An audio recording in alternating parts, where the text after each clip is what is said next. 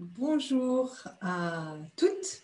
Aujourd'hui, je vais bousculer dans les chaumières du développement personnel en osant parler des attentes dans le couple. Parce que c'est souvent un thème qui ressort lors de mes coachings et j'entends souvent me dire « mais Sandy, je viens de me mettre en couple et j'ose pas vraiment dire que j'ai envie d'une relation sérieuse, de me marier ou d'avoir des enfants parce que j'ai pas envie de faire fuir mon partenaire. Ou bien la relation dans laquelle tu es n'avance pas au rythme que tu aimerais et puis à chaque fois que tu communiques ce besoin, l'autre te dit « non, mais tu me mets trop la pression ». Ou encore, quel autre cas de figure j'avais eu, c'est quand quelqu'un demande plus d'attention, de faire plus de choses en couple, l'autre dit « ah, mais je te donne déjà beaucoup plus qu'à mon ancienne partenaire et tu es vraiment très exigeante ». Et donc, la question c'est « mais Sandy, est-ce qu'on peut avoir des attentes dans son couple ? On n'est pas censé d'abord combler ses besoins soi-même et pas d'avoir d'attente envers les autres. Et ça, c'est souvent je dirais une mauvaise interprétation de ce que des fois on peut entendre dans le développement personnel, que l'autre n'est pas censé combler nos besoins, qu'on doit combler ses besoins soi-même, que l'on doit être avec quelqu'un juste pour le plaisir d'être à deux, et que l'amour véritable commence quand il n'y a plus d'attente. Et toutes ces phrases-là, je trouve qu'elles créent souvent plus de confusion que d'aide, notamment dans le couple. Parce que souvent, on se dit, mais est-ce que ça veut dire concrètement que j'ai aucun droit de demander quelque chose à l'autre ? Est-ce que ça veut dire que si moi je veux quelque chose dans ma relation et que l'autre ne peut pas le satisfaire, ben, je dois le combler moi-même mais quand même rester dans la relation? Et ma réponse est non, parce que c'est sûr que l'autre, il n'est pas responsable et obligé de répondre à tous nos besoins. Ce n'est pas un distributeur ou une personne qui doit combler tous nos besoins, mais par contre, il y a des choses qui sont normales dans un couple. C'est normal de savoir où la relation va ou va pas. C'est normal d'avoir envie de se projeter dans le futur.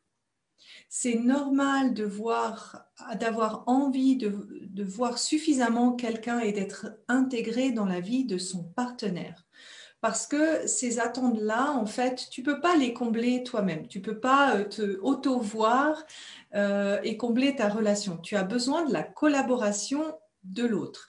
Et c'est clairement la responsabilité de chacun de communiquer clairement à l'autre ce qu'on veut. Parce que c'est aussi un moyen pour que l'autre puisse se positionner face à ce que toi tu attends du couple et également tout simplement de voir si vos besoins respectifs sont compatibles ou pas. Parce qu'on n'est pas compatible avec tout le monde. Et ça, moi, c'est ce que j'appelle la dépendance saine. Dans toutes les relations, il y a forcément une certaine dépendance à l'autre, tout simplement parce qu'il y a des choses ou il y a des décisions que tu ne peux pas faire sans l'accord de l'autre. Par exemple, tu ne peux pas forcer l'autre à t'aimer. Tu ne peux pas forcer l'autre à avancer dans une relation s'il n'a pas envie. Tu ne peux pas forcer l'autre à avoir des enfants s'il n'en veut pas. Enfin, techniquement, tu peux le faire, mais je te conseille plutôt d'éviter. Ces décisions-là, elles sont inévitablement prises à deux. Et c'est dans ce sens-là que tu es dépendant finalement de l'autre pour la réalisation ou pas de ces décisions. Et cette dépendance-là, elle est saine et elle est inévitable. Attention, ce n'est pas du tout un cas de dépendance affective. Ça, je t'ai mis le lien dans l'article sur un article que j'ai dédié à la dépendance affective.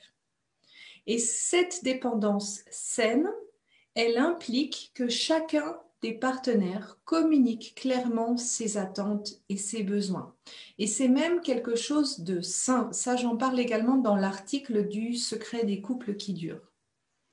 Alors, bien sûr, souvent la question qui vient, c'est « mais Sandy, je fais quoi quand l'autre ne répond pas à mes attentes ?»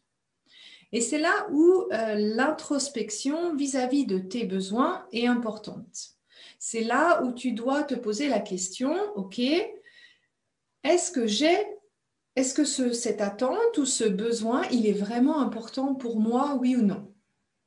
Est-ce que je peux réaliser cette attente ou ce besoin uniquement dans mon couple? Quel est le degré d'urgence pour ce besoin? Donc, quel est le timing ou quel est un délai que je peux avoir par rapport à ce besoin?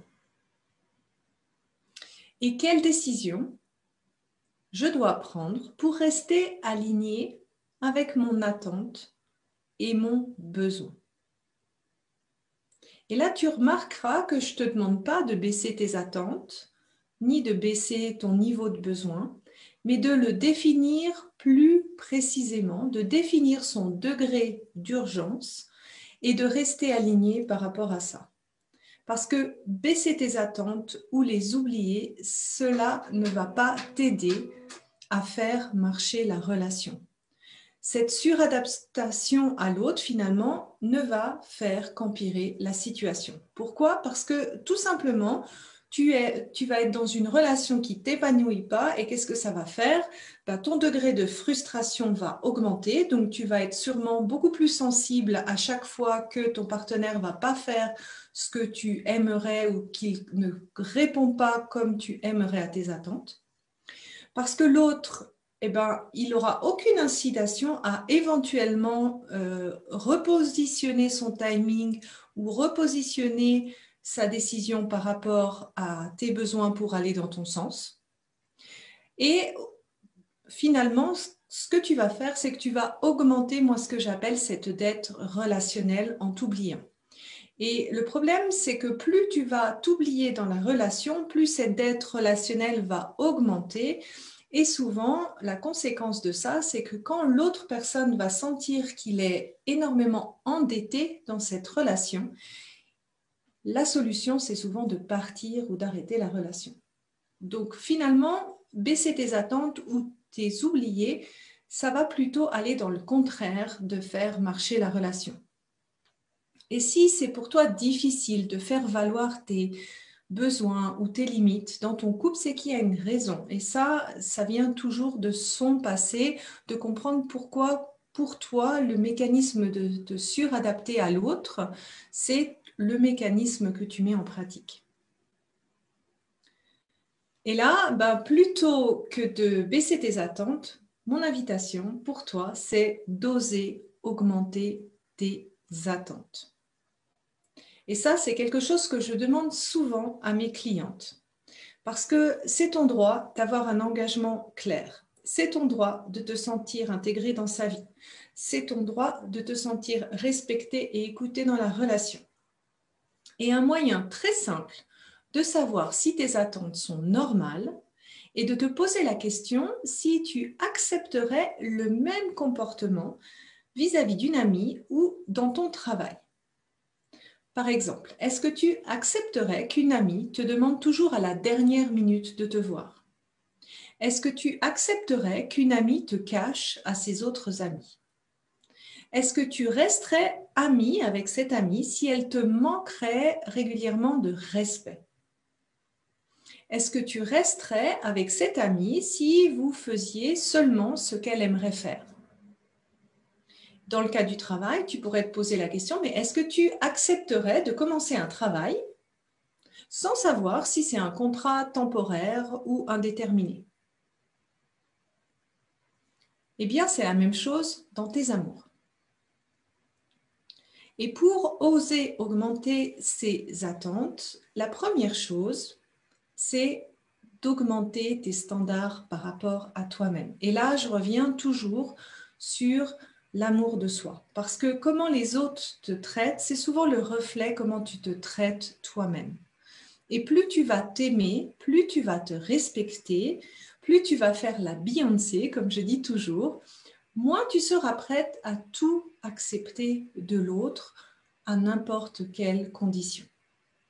Et si tu vas dans l'article que je te mets en lien, tu as une méditation que tu peux télécharger pour développer plus d'amour envers toi.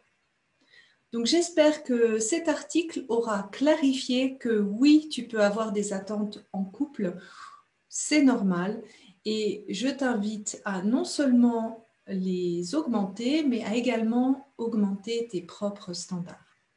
Je te souhaite une belle journée.